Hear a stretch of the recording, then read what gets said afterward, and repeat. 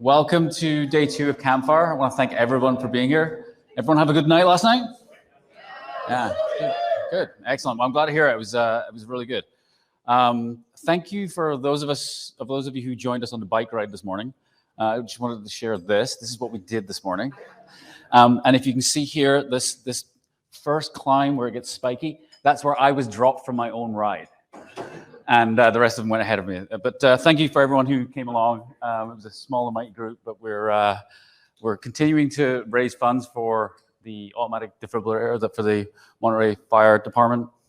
So if you do want to contribute, go to affinity.co/bike, and there's a GoFundMe page that will be doing that one. So thanks for everyone who's done that so far. All right, so let's get back to the content. I'm really excited to introduce our SVP of Customer Success, Brian, who will be hosting our first panel of the day, Best Practice on Relationship Intelligence and Deal Making. Gentlemen, if you'd like to come up. I think I need this.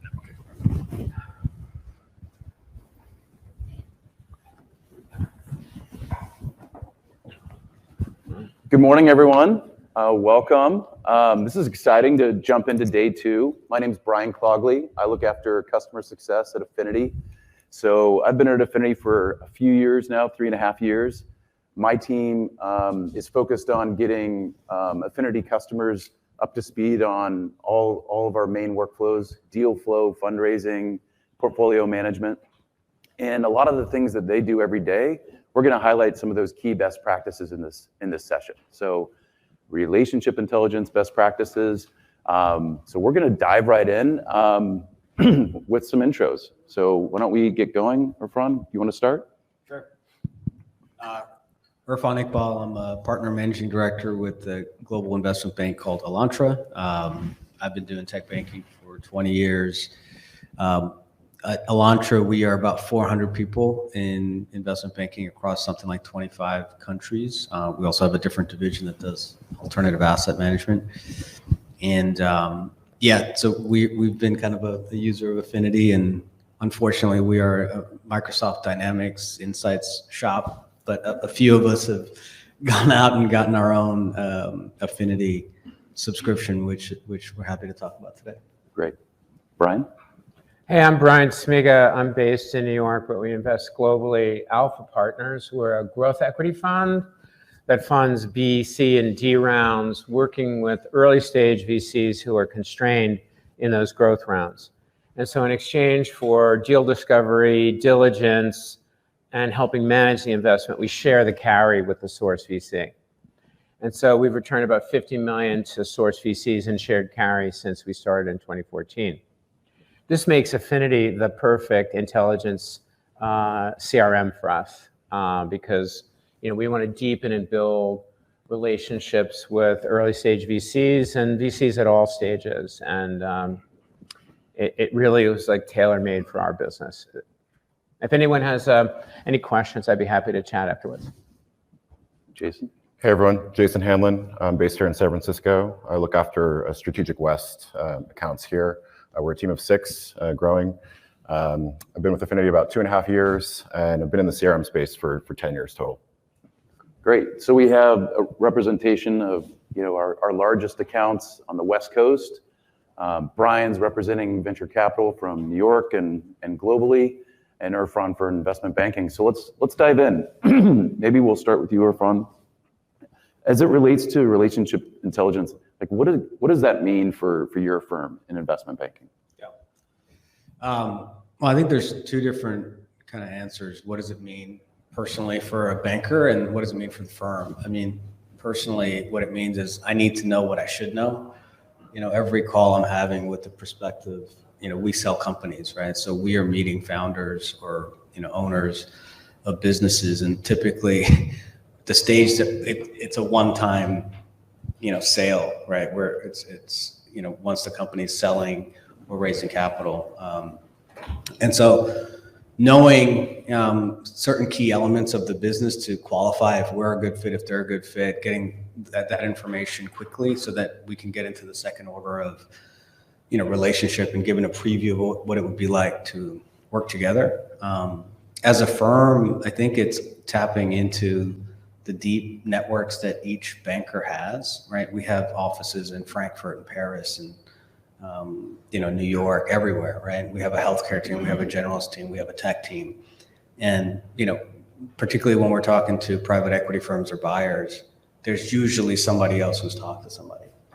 Now, people aren't going to, all log into the email and let a third party kind of see all that information. But for the core team that we've done it for, it's really impactful because you can kind of connect the dots.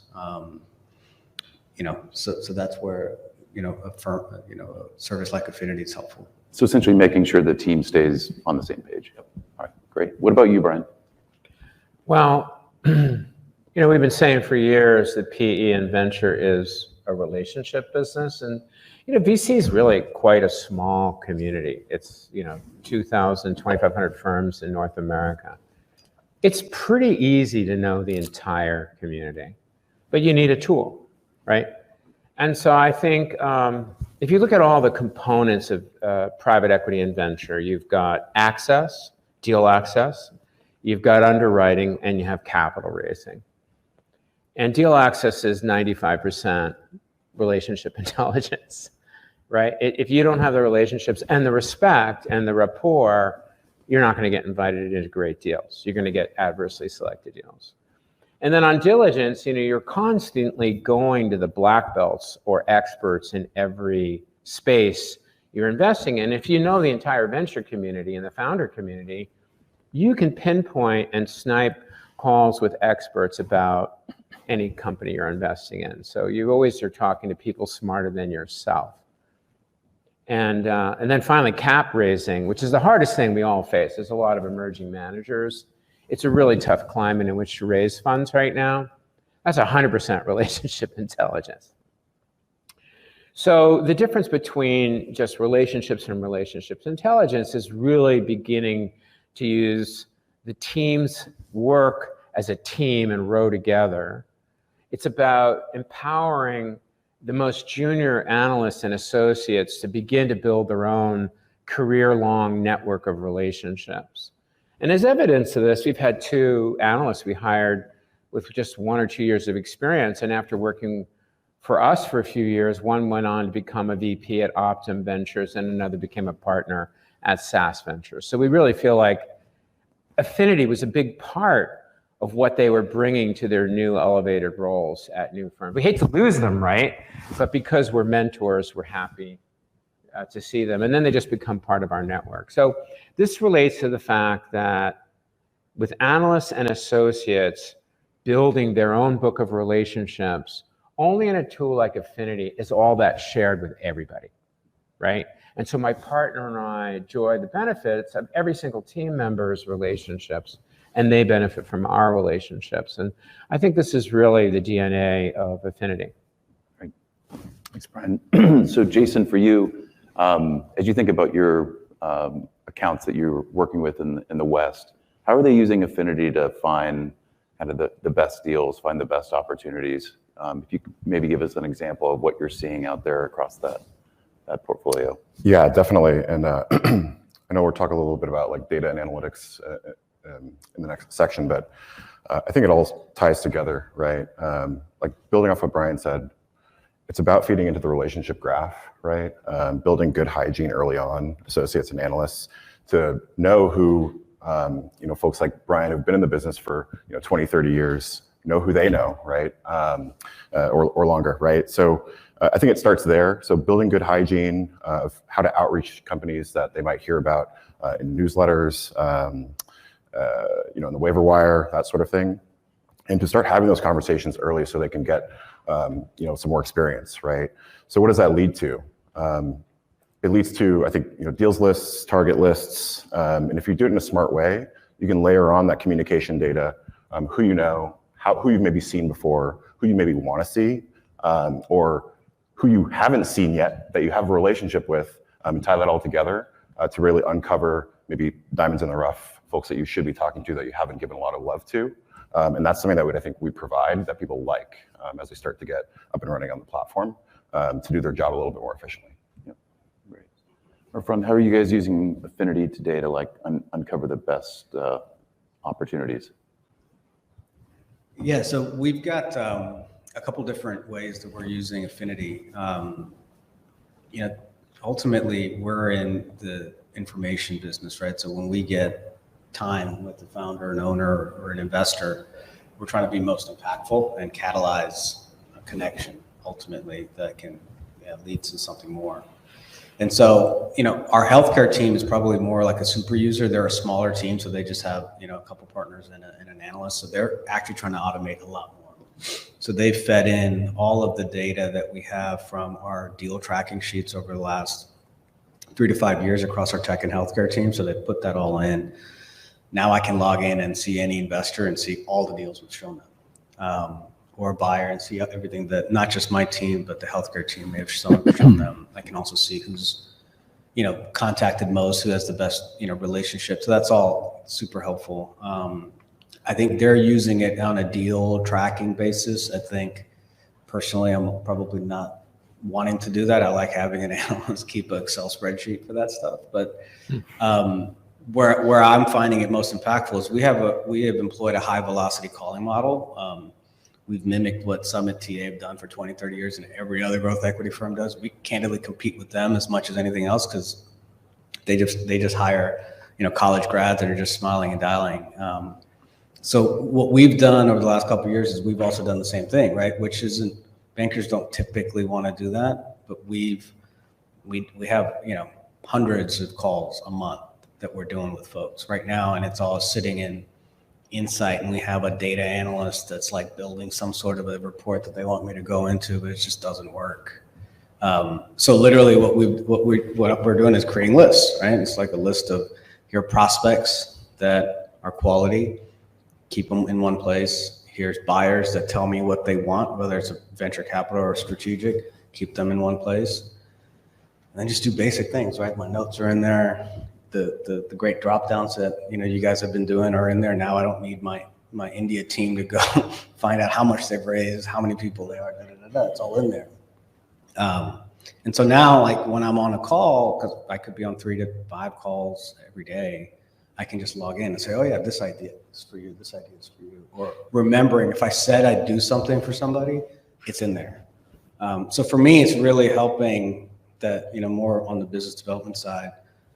When we're doing deals, now we can go in and see, okay, who's the freshest contact somewhere instead of having an analyst try to just figure it out, right? And then now the next level is like reciprocity, right? In the private equity community, on the sell sides, they're handing out, advisory, to other banks. So now we can know, hey, look, we've shown you 30 deals, and now you can start having that conversation in a little bit more of an organized manner. So I think it's early innings, to be candid. We're just scratching the surface on what we're doing, and I think we're going to continue to use Insights as almost like a ERP for our, for our CRM, and then tools like Affinity to help with more of the critical workflows that need more automation.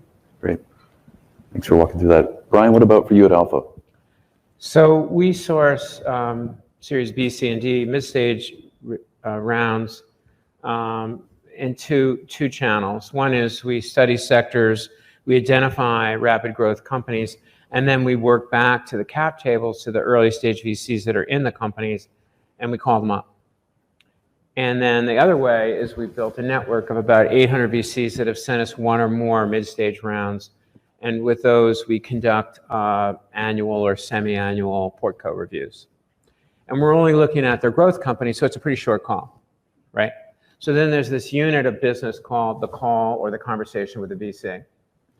And one of the best practices we've learned is create templates and notes so that we ask a series of questions, in those calls. And we sometimes have the question of the quarter. Like it could be within your sector, what up and coming VC do you like the most?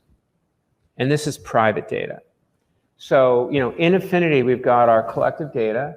We've got data from PitchBook and other sources. So let's just call that semi-private data.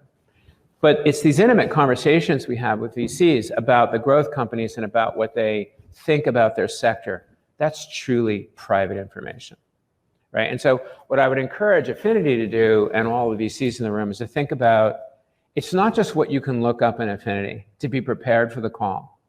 It's really what you're going to capture through curiosity and directed curiosity.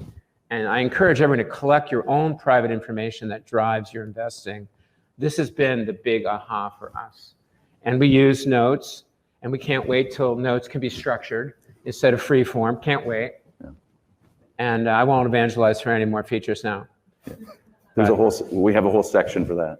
But Brian, a little bit deeper on how are you guys using Affinity for like your weekly meetings and things like that? Oh my God. How do you leverage that today? So, everyone has their deal meetings, right? And, the other thing I would encourage you to do is to get out of G Sheets, get out of Excel, and do it all in Affinity. I started my career in 1989 building CRMs. And we had an expression in the company, and even for our customers, and it's a database, stupid, meaning you can make it do whatever you want, right? Now, that's not entirely true. But you really, at this point, I think, can do all of your business within Affinity. So all of our deal meetings, we have a deal radar list for things that are coming into interest. We have an active deal list, and we literally hold the meetings with everybody on that dynamic sheet. It's got links to the decks, links to the data room, links to our 2-pager memo, links to diligence calls. It's all there. And we can have a really rousing discussion and argument because all the information is in everybody's fingertips. And everything we're saying is getting recorded into one tool. Get out of G Sheets, get out of Excel. I'll go one step further. We've been using Affinity this way in our deal meetings for so long. We also have a meeting called the operations meeting, right? Where we handle our marketing and hiring and recruiting and events. And we tried using Asana and Todoist and G Sheets for this. We now use Affinity. We literally treat tasks and projects like opportunities and Affinity. And we've cobbed together basically our task and project manager for the team because our head is in Affinity and it works. And we're doing much better now that we're doing these meetings in Affinity. And of course, I didn't even get to the reports and the analytics that are there in terms of seeing our call rate, our deal rate, all of that we look at using the reporting features as well. Great, thanks. Jason, what about if you look across your book of business, how are they using Affinity for some of their internal processes around and leveraging data, analytics, things like that for those processes? Yeah, I was a little bit shocked when I first was starting to work with this customer base around how little they were doing around reporting. A lot of it was manual, Excel, G Sheets, like Brian just mentioned. So once I started working with them and showing some of the things that we could do, it starts to pique people's interest. Well, maybe we should be tracking who we're outreaching to for marketing events, right? So a lot of the conversations that we're having now are past the deal part, right? What else can we track? Can we track, how we're servicing portfolio companies? Are we tracking, introductions that we're making? Are we actually showing value, right, to our portfolio companies? And I think we talked a lot about this yesterday in the founder forum. There are some easy things that we can help you do to show that value, quantify it, and communicate that, with portfolio companies. So I think it's transitioned from, hey, the deal flow, Monday morning meeting, which is definitely really, really important. But once we start, showing other things that we could do, fundraising, portfolio support, event management tracking, assessing marketing outreach, it really starts to paint the full picture, like Brian was mentioning. And so I think people are doing some interesting things, piping in data from sources that they trust, leveraging some of the new data sources that we're rolling out, like Deal Room, and some of the kind of like enterprise person and derived data around headcount growth. They're doing some interesting things and tying that all together because they want to be, on the cutting edge. So I think the theme is we've seen a lot of people that they're huge, right? Tier 1 VCs that you'll know in private equity firms that weren't doing a whole heck of a lot, but now just rely on the Affinity analytics and the data sources that we provide, layered on the things that they care about from internal data sources to really paint the whole picture of how the business is doing. Great, thanks, Jason. Irfan, what about for you in the investment banking world? How are you leveraging Affinity data or analytics to how has that changed how you guys work and operate? Yeah, so the way it is changing, I don't know if it's changed yet, but as an example, I just got an email a couple days ago. Someone is pitching a sell side for a PE firm in our London office, and they're like, "Hey, can you show me? I want to exhibit how much time you spent with them." So instead of having to go sit somewhere, I just sent an email and we just downloaded that we'd shown them kind of 20 things. Right. And the analytics portion of it, I think currently one of the things we're doing with it is we have a BD team that we've started, experimenting with, and they have the person we hired has a little scoring system, and that requires a bunch of work for him to create some sort of scoring mechanism. And then we have to track the long tail of that outreach. Now that's easy to do inside of Affinity. And I think the more and more we can start seeing, who's being contacted, what's being shown to folks, and the information that's impactful. I think the private data aspect that Brian was just mentioning is actually really, really important. Because at the end of the day, timeliness of a connection, right? There's a recency bias, there's a credibility bias, there's a relationship bias. When someone's selecting an investment banker, it's not like a VC in a growth round, there could be 10 of them, right? You can invite 10 people to invest in your growth round, and there's 5-6 rounds, right? You're only choosing one banker. Unless you're doing a multi-billion-dollar deal and you'll have a couple of bankers, you're choosing a banker. So our sale process is extraordinarily difficult, right? People say, oh, once you have a client, isn't the deal done? Yeah, at best a 50-60% close rate, and a great year, 75% close rate. So client selection is important. Getting selected is difficult. And so you'd have to be able to ensure, at least from where I sit, right, trying to, get more clients is keep track, right? Knowing, like I said earlier, knowing what I should know, right? If the table stakes information in the first 20-minute call is done, the next call we can catch up. If you guys are doing well, then I'm going to start digging in. Then I want to start building the relationship and credibility. So to me, the analytics is around making sure that you're keeping in touch with people who you want to keep in touch with, and then the other things can be replicated elsewhere around strength of relationships, who you're showing things to. But I guess we're kind of still basic users, right? Right. So there's still a lot of value in, we live in emails, we live in Outlook. So that data is useless in there. And the data is useless inside Teams or whatever, right? So it's the more that information can be collated and provided to the tip of the spear, that's where it matters for us. Great. Now just thinking about, obviously Affinity is an efficiency tool. We do automation. How have you seen, and I guess I'll go to you, Brian, next. Have you seen Affinity help drive more efficiency and specifically around deal outcomes? And if you have an example or two that you'd share, that would be great. Well, I think everybody's got to start with their KPIs. So for us, the number of calls we make to VCs, whether we source a deal by proactively working backwards from the deal to the VCs or in periodic calls, or whether it was just inbound. We get a lot of inbounds, right? So tracking all of that. And literally, as we started tracking calls, deal flow has gone up. We've literally tripled deal flow to over 300 mid-stage rounds. Now, mind you, this isn't just identifying a company and calling the founder and trying to get information. It's an insider giving us the term sheet, the investor deck, the financials under NDA.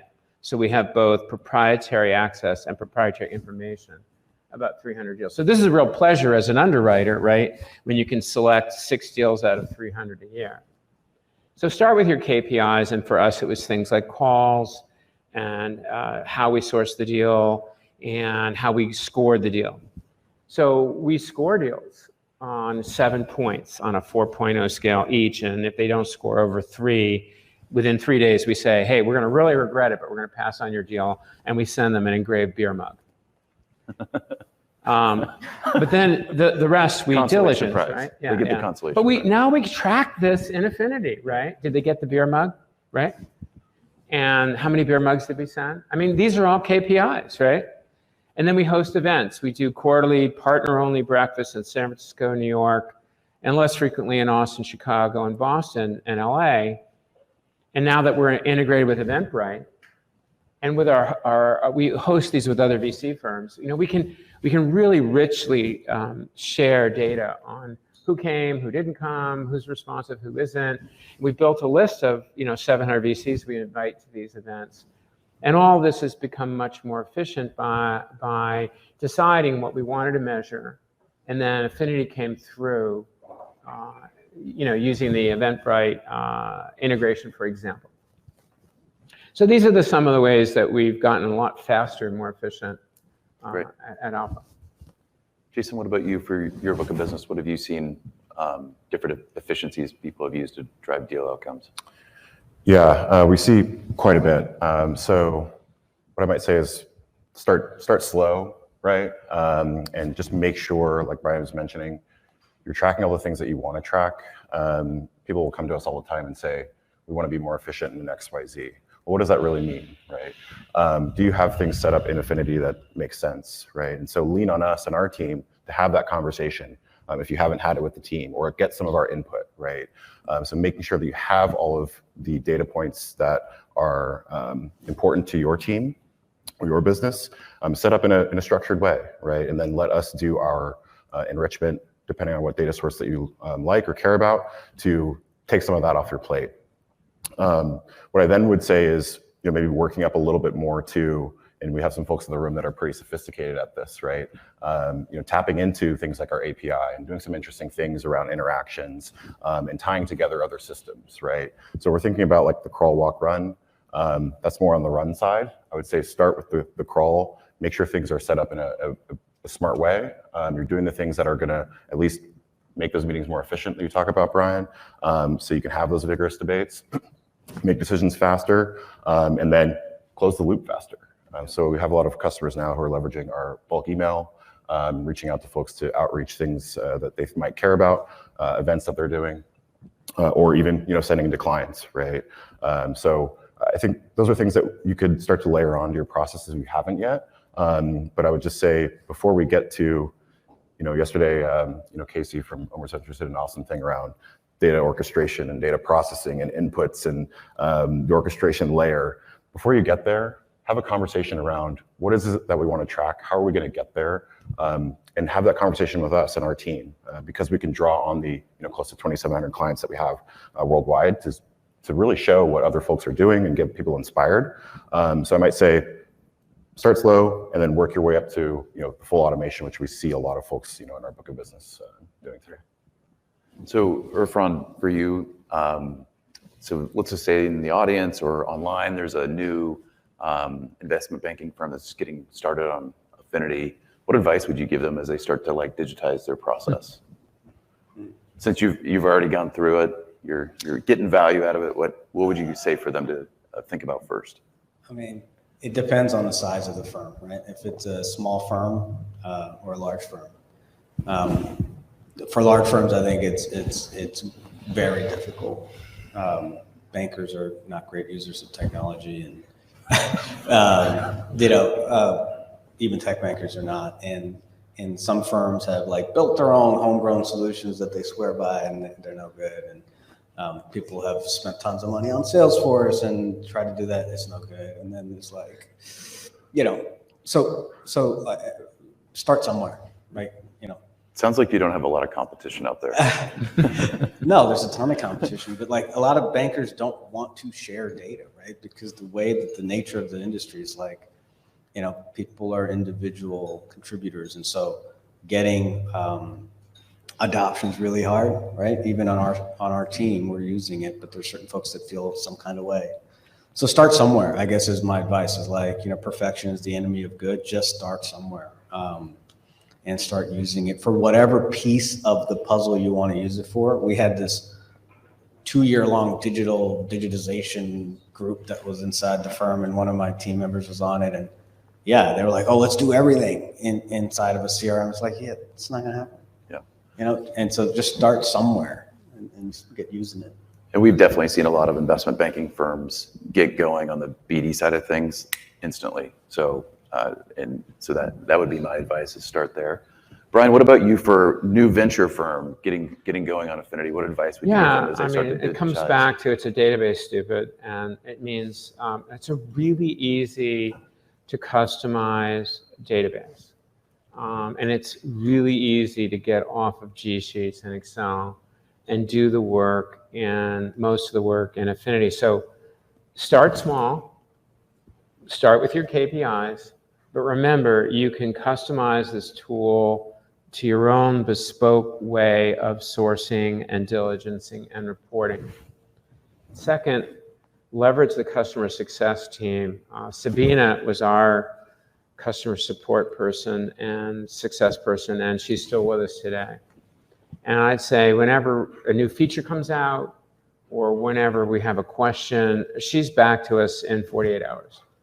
And so the kind of culture that Affinity has is way better than your run-of-the-mill SaaS company, and definitely any of the other CRM companies. So leverage that, right? You can get real free consulting out of Affinity if you just ask. And then we take our juniors and we encourage them to become Affinity experts. So at a minimum, they need to become expert in Affinity and start building their own book, like day one. But usually there's one of them on the team that we make our Affinity hacker, if you will. And they discover and come up with new uses of Affinity that, astounds us, right? So, make someone on your team the Affinity expert, the Affinity resident expert.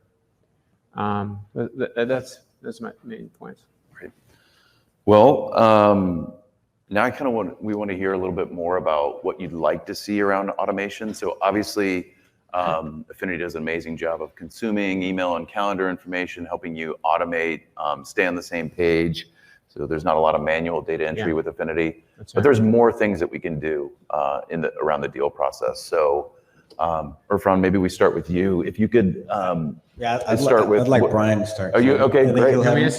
He'll have more ideas. My list is so long, we may not get to anyone else. So how many of you are VCs and private equity or investment bankers in the room? Okay, you all have about 10,000 contacts, maybe more, right? For how many of those contacts do you have their cell phone number? Maybe 80%? So for me, it's all about the data we collect rather than what data gets synchronized into Affinity. And getting someone's cell phone and starting to use it, getting into a text relationship with someone, to me, is a clear indication of closeness and trust. So that's something I'm really looking for. And I think over time, there will be tools to feed that with, what's happening in WhatsApp and what's happening in other ways. Number two, math. So like I said, we score deals on 7 points on a 4.0 scale. So doing math, simple math, averages, and so forth. And maybe you already do it, we don't know, but a little bit of math and arithmetic in the sheets would be awesome. Structured fields and note-taking, so that, if we have 7 questions we always ask and an optional quarterly, we can turn that into structured and report on it. More data feeds, which you're doing. Mm-hmm. Maybe a little bit working on LP reporting and portfolio reporting out is another one. So those are things I'd like to say. Great. I might dive into that in just a second. Okay. Jason, what about from your customer base? What have you been hearing about some of the things that they're looking to do more automation outside of what we do today? I think Brian brings up a great point. We're a global business, fast growing, and our teams are dispersed everywhere, right? So we have new teams coming on with current customers, right? Or they're expanding, or they're looking to maybe invest intentionally in other parts of the world. We can almost anticipate, maybe some problems that we might have, right? And we're upfront about them, right? So I think taking stock of the changing way of people are doing deals and where they are globally. Think about Asia, for example, where the deal goes offline, pretty early on, right? So I think maybe capturing some of those other communication points that are becoming more widely used is something that the customers that I work with would like to see, again, because they are global, right? So making sure that we're tapping into those trends and how people are working, I think is an opportunity for us, and something I'm looking forward to seeing what we build out. Yeah, and then from, some things are pretty simple, like being able to bulk upload. If I don't have to, we do have a super user and he knows how to make it happen. But if there's a simpler way of doing some of that, it'd be great. I think that the structured note feature is important, but at the same time, I think there's a smarter way you guys could do it. Like if you asked any given user, hey, what's your KPI that matters around your prospect list or whatever it is, and then find that in the notes, right? For me, it's revenue, EBITDA, or whatever, right? And then so you should just be able to read my note and just populate a new field out of it. That no code element is going to keep people using it, right? I don't have to do anything. I don't have to talk to anybody. I just log in, enter something, and it's there. And then I think, look, down the road, I think, again, continuing to be able to get data from my systems of record that are where I spend my day, and then connecting the dots in a way that helps people do things. It's like, hey, look, in your, if somehow the system knew that this was an action item, and then can read something else that says, oh, wow, maybe you should do this. So some of those prompts over time could be helpful. And I'm sure our super user has a bunch of other things that he'd say, but I didn't get a chance to ask him. Yeah. So it sounds like we're already consuming email. Let's pull more things out of it to drive some more automation where there's less information you have to manually enter. Makes sense. Well, I think I'll just open this question up to whoever wants to jump in on it. Curious how folks are using integrations to automate some of their workflows. Brian, you already mentioned Eventbrite to help with all the different events that you're running, but Jason, anyone that you would want to highlight or anyone else want to chime in? Yeah, I think some things come to mind is there's some folks that we work with that really leverage our API in very smart ways. So we talk about other systems that you might be using our fund. Have a conversation with us, see if there's a potential integration point there.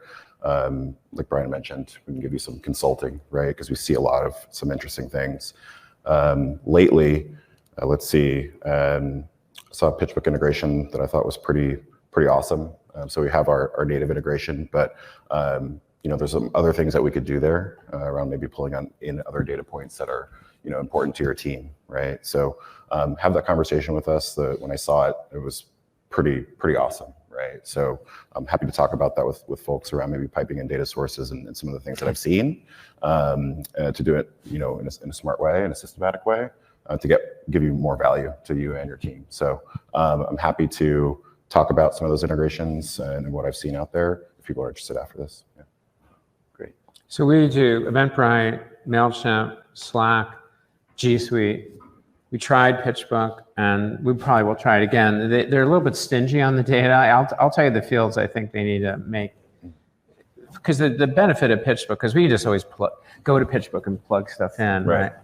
Is the really dynamic data that's changing, like AUM, number of active companies, some things like that, personnel changes. That's what I'd really like to get integrated in. It reminds me that personnel changes and people moving around isn't that well handled, and I think that's an area I would really look at. I think every time, particularly in private equity venture and in the founder community, when people switch jobs, right, that is an opportunity, right, to renew and maybe strengthen a relationship. And what happens in Affinity is we have their email on all their different last jobs, and it kind of becomes stale. Yeah. I'm looking for a better integration with OneHub or a data room so you can see who opened and downloaded. Right now that's not supported, I don't think. You can hack a lot of these things, but it's more expensive. You got to use the API, you got to hire a developer. Yeah. So, but I don't even know why we haven't done OneHub yet. I mean, it's a no-brainer. We just haven't gotten around to it. Great. Limited time, so we'll just jump in. We spent the vast majority of the time on deal flow and some best practices, automations in that space. Why don't we talk about portfolio support and how folks are leveraging Affinity to kind of take that to the next level? I know as you've made more and more investments and you have more and more portfolio companies, it does get to be a bit to manage. Brian, do you want to start off with that? Well, we report quarterly on our portfolio to our LPs and to ourselves, if you will, and we rescore them every single quarter and try to look for trouble, if you will. Right. And so being able to marry up that data, which comes in very fragmented, very different times, in different formats, not classically structured. And I know you have a partner here who's about to solve this, and because I want to have a conversation with them, it's standard metrics. Yeah, I think that's gold sponsored. Super exciting, and I think you guys share some genetic material. Anyway, that would be important, right? To be able to unify and standardize and normalize the data that comes in these disparate ways and be able to have it in Affinity and then produce a report, be usually time saving. And then I think getting to know the senior staff at our companies, and here again, that's where job changes is really important. Also, I think being more structured about calls with the portfolio companies. It's a different kind of data collection than we do. I think these are all things to pay attention to because we all spend a ton of time on managing and adding value to companies and then reporting out. So I think these are areas we're underserved right now. Cool. We should talk afterwards about our release of Affinity data people. Yeah. I think it might cover your people change that you mentioned. Jason, on portfolios, what are you seeing from your customers out in the West? Yeah, we're seeing all sorts of different things. So I think, again, almost the theme of crawl, walk, run, there's a lot of different things that you can do. We have folks that are doing pretty basic stuff around, we're just tracking who our main players are at all of our portfolio companies, putting in their metrics in a more manual way at this point to just have some high level information around the performance of the portfolio companies that they care about, right? So we see that. Some downstream reporting can come out of that too, which is pretty interesting. So if you have a good structure to start, you can get quarterly refreshes, send them out via the analytics tool, which I think is pretty interesting. And when you think about portfolio support, I've seen some fun things around almost like capacity planning. So what are the work streams that we're working on? Are we spending a lot of time with people in HR function? Are we helping our customers or our portfolio companies with like legal inquiries, business development, right? So almost like having a capacity planner of how are we helping these companies? How much time are we spending on them? Where could we maybe be giving a little bit more love because we might be under,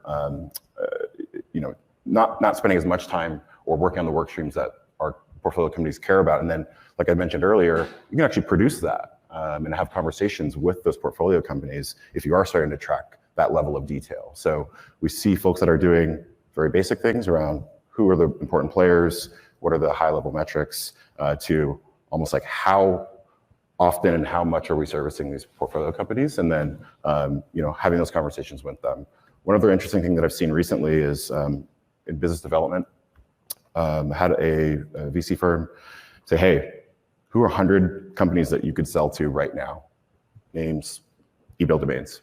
Do a simple upload, and shocking how many connections that they actually had, either directly or through 1 degree of separation, that they could turn around and say, hey, reach out to these folks or I'll walk you right through the front door, right? So we talk about providing value. We talked about a lot about that yesterday at the Founder Forum.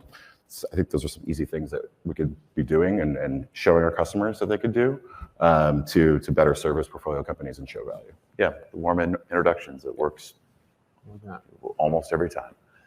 We're very close on time, so I just wanted to say thank you to the panel.